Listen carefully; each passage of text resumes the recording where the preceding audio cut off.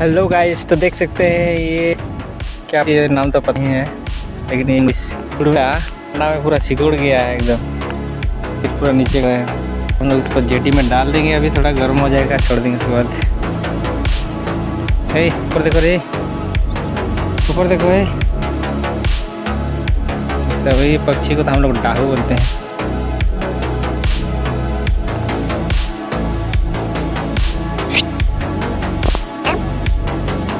Hey